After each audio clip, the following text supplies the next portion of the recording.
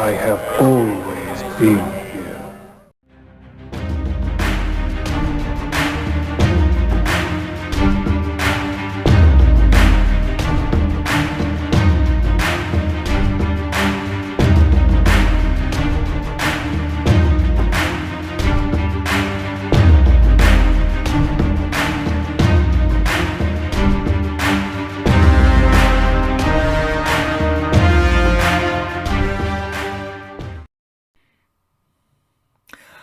Greetings, everyone. It is the Ambassador, and welcome back to the Ambassadorial Wing. And I hope y'all are having a great day wherever y'all are at. And welcome to another Ambassadorial editorial. And today, as the title and the thumbnail indicates, we're going to be revisiting the world of Blade Runner 2049. And for those of you that may have missed those streams, I will include the link to both the Blade Runner and Blade Runner 2049 reviews that I did a few weeks ago. But in the following weeks, I did those streams, particularly the one regarding Blade Runner 2049. I wanted to return to this topic, or return to this movie, because there was a topic in particular that I really didn't get a chance to really dig into as much as I would have liked. And today we're going to be discussing the relationship between Kay and Joy, played by Ryan Gosling and Ana de Armas. And over the next few minutes, I want to not so much answer a question, although maybe offer a couple of interesting ideas, but more so I want to put forth a question to you all, those of you that will watch this video, and I want to hear y'all's thoughts down in the comments below. The question is, were Kay and Joy in love, or was it all a simulation? And to do this, I will be showing a series of stills and everything throughout the course of this video to kind of give you all a visual guide as to where my train of thought is going. And also because these are some really cool images because, well, let's be honest here. Denis Villeneuve knows how to set up a shot. So, with all that being said, make sure you smash that like button, share this out with all your friends, and if this is your first visit to the Ambassadorial Wing and you do enjoy this video, hit that subscribe button, become a part of this community where we discuss, we debate, and we celebrate pop culture. So, with that all being said, let's jump on in. Blade Runner 2049. Now, to start off relatively simply, were Kay and Joy in love? The question is, can you quantify an emotion? Because we are dealing, in fact, with two, to put it bluntly, synthetic individuals. In the person of Kay, played by Ryan Gosling, he is a replicant. Now, granted, a more advanced model of the replicants that we are introduced to in the original Blade Runner, directed by Ridley Scott. But still, a replicant. However, this is a replicant who hunts down other replicants who have rebelled. And he is in turn called a Blade Runner, just like Harrison Ford's character Deckard was in the original Blade Runner. And also we have the character of Joy, portrayed by Ana de Armas. But how she is not a replicant. She is an AI construct, and a very advanced AI construct, and one that has been produced by the Wallace Corporation as a sort of companion, or perhaps as a form of personal aid, whatever the case may be. The tagline for the Joy program is whatever you want it to be, essentially. Now, in the terms of Kay, he obviously purchased the Joy program as a companion, as a girlfriend, if you want to put it in that particular context. And throughout the course of this film, we get the very strong impression that Kay does have what we regard as physical, human emotions for Joy. The first couple of clues that we have to this is the fact of how he regards her, how he addresses her, how he treats her. he treats her as a significant other. He doesn't treat her just as a computer program, as an artificial intelligence program. But also, he gives her a gift, and that is in the form of a new piece of hardware that would allow her to travel with him wherever he goes, where she could manifest herself as a holographic projection wherever he goes. And we also get the impression from Joy that the feelings that she has for Joy, that Kay has for her, she reciprocates. But again, it asks the question, can a program, can an artificial intelligence feel the emotion of love, or feel the emotion of care, or emotional attachment to another individual? Now, Denis Villeneuve never, as far as I know, clearly comes out and says yes or no in this. I think he leaves it very much up to the audience, to us, to draw our own conclusion, and that's what I think any good storyteller would do. And I will offer my own conclusions and everything at the end of this, but first I want to build my argument and everything for you all, so you all can figure out for yourself. Also, in the first scene, we see Joy appear in a very old school or retro outfit, kind of something along the lines of what we would have seen in maybe a show like I Love Lucy or something like that.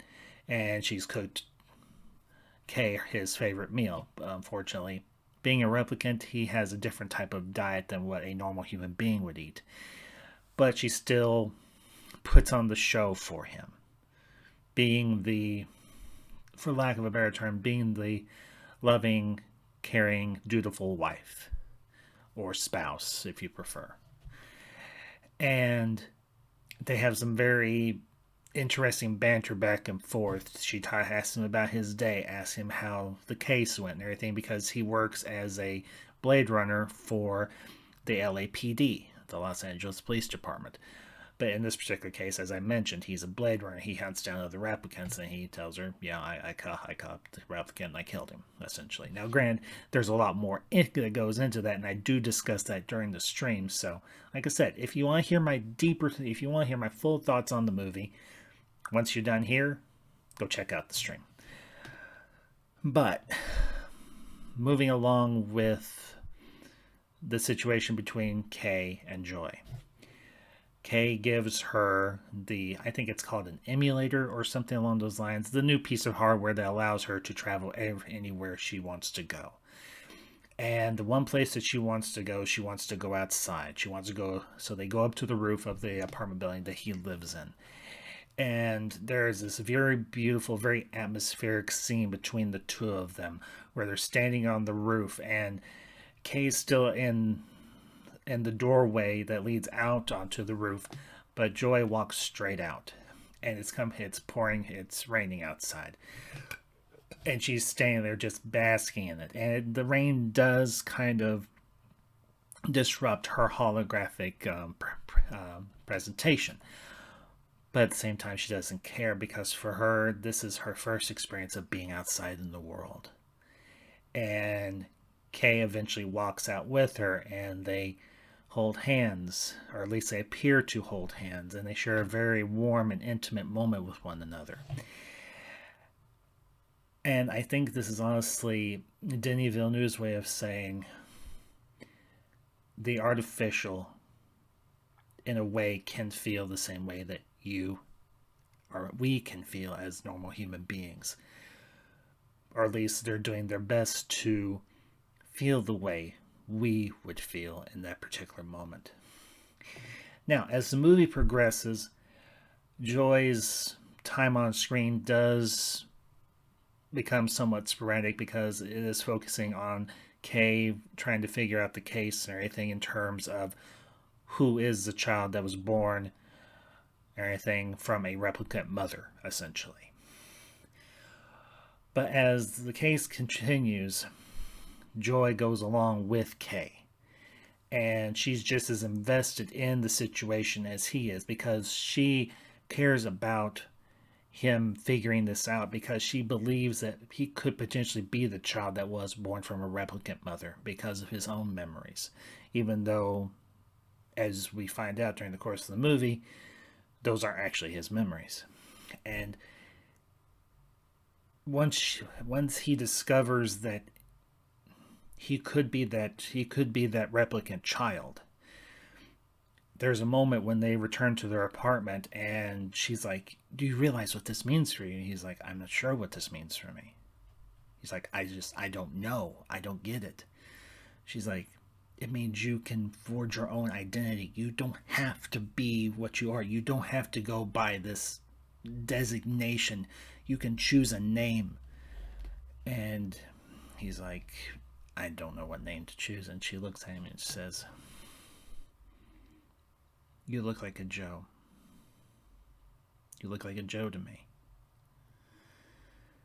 And I think that's a very powerful moment, not just for Joy, but also for Kay, because she's giving him a validation that he can't himself bring himself to do, or is just incapable of doing in that particular moment. And honestly, I think it's a very powerful moment. It's a very intense moment for both of them, but particularly for Kay, because all his life, all his existence, all he has had is this designation in this job. That's it. But now he realizes that he could potentially be more. Now, as the case continues to develop and the rabbit hole goes deeper, Kay says, or Joyce says to Kay, "I'm going with you on this further down the rabbit hole." He's like, "You realize it can get very dangerous." She's like, "I don't care. I'm going with you. I want to be a part of this." And she's like, "I want you to download the entirety of my program into the new piece of hardware that you got for me." And he says, "You realize if I do this and something happens to that, that's the end of you?" And she's like, "Yes." She's like, "I don't care. I want you to do it. I want to be with you in this." And I think honestly that's also it's a very affirming moment for the two of them, but especially for Joy, because what we have here is we have a precedent that we've never really, has been discussed in other science fiction films before, but maybe not to this extent.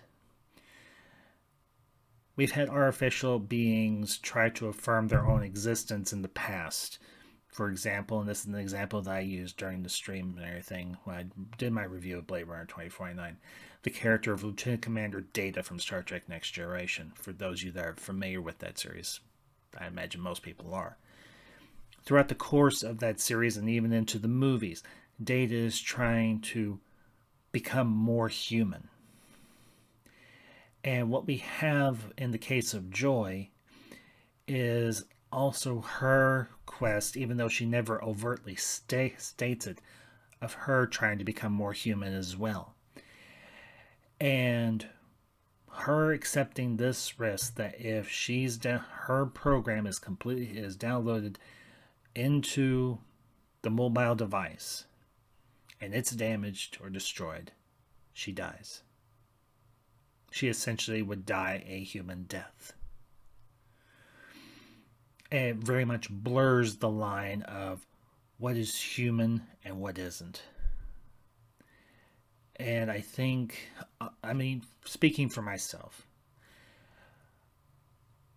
I deeply love this movie. I really love this moment because it's not only Joy taking that next step with Kay as he goes on this journey to find out his own identity, but it's a development of her character. And let's be honest here, this Joy is essentially an AI program, an artificial intelligence program, granted a very advanced one, but still at the same time having its own limitations. But when you have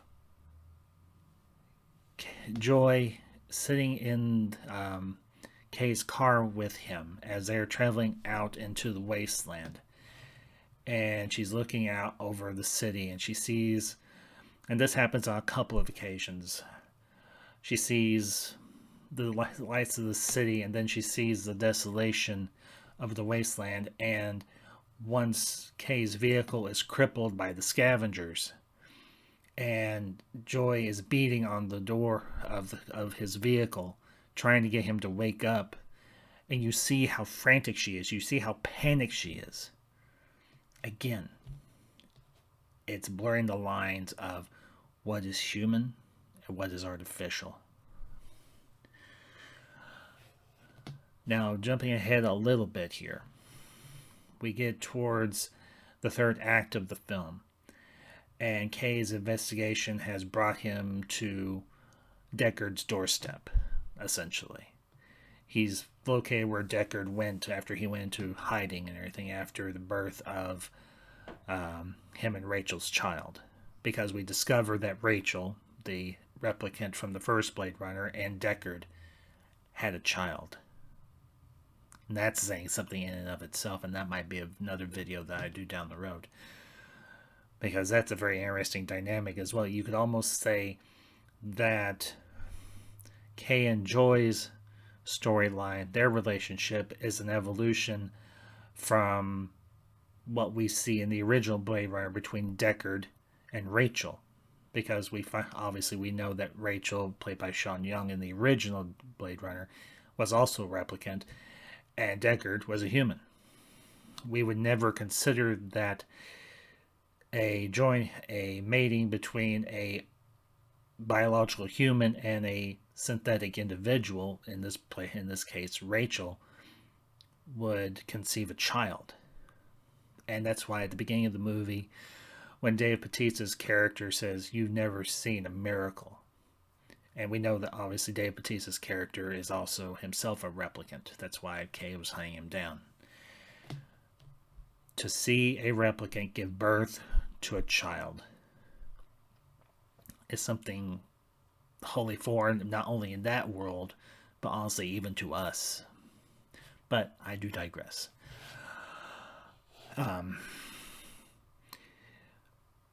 When Wallace's forces, and in particular the replicant that is technically his assistant / enforcer, Love, locate Deckard, capture him, and incapacitate Kay / Joe.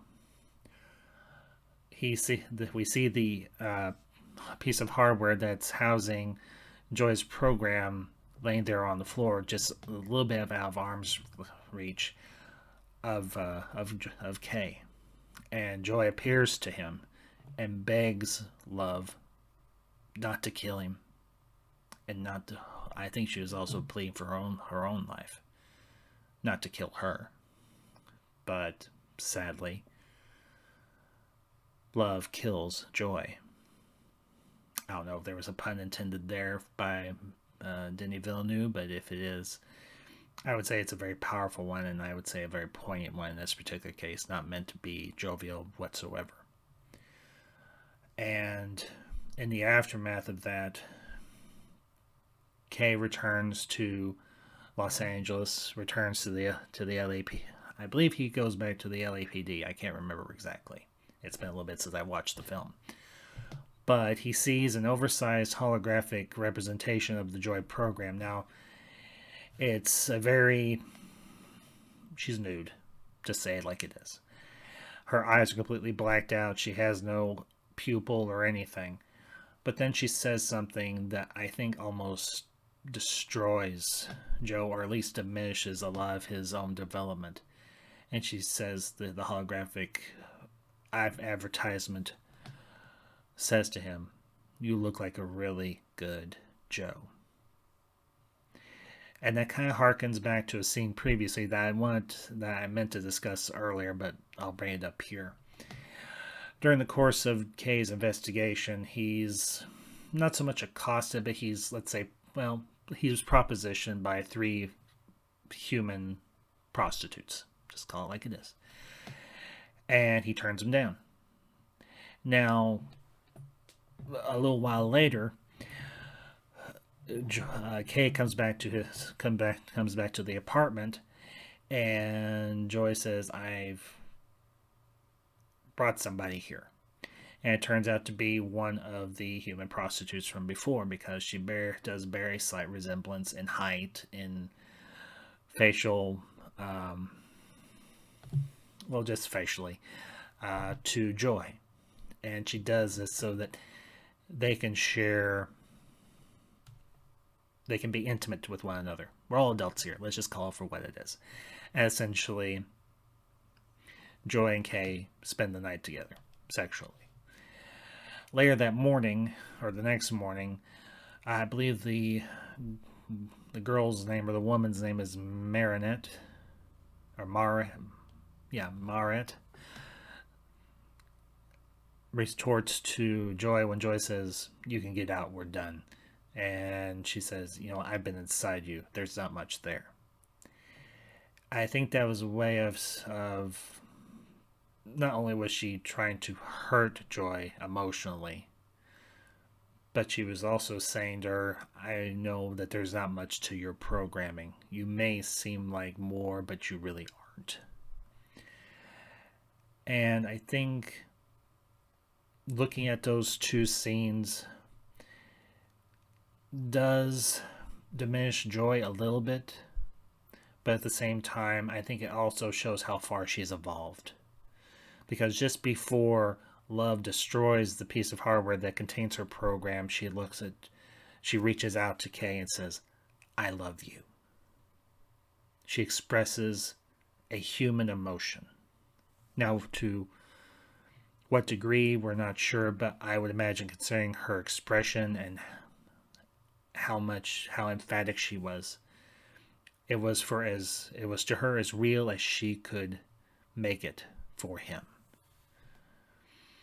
Now, that does bring me to my point, or to my question.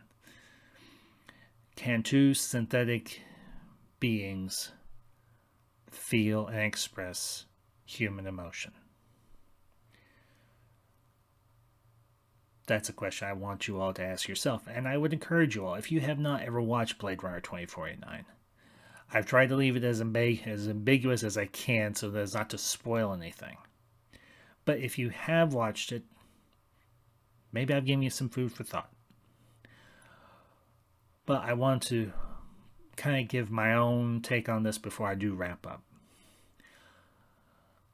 Do I believe Kay and Joy were truly in love? Or do I believe it was all just a part of their programming?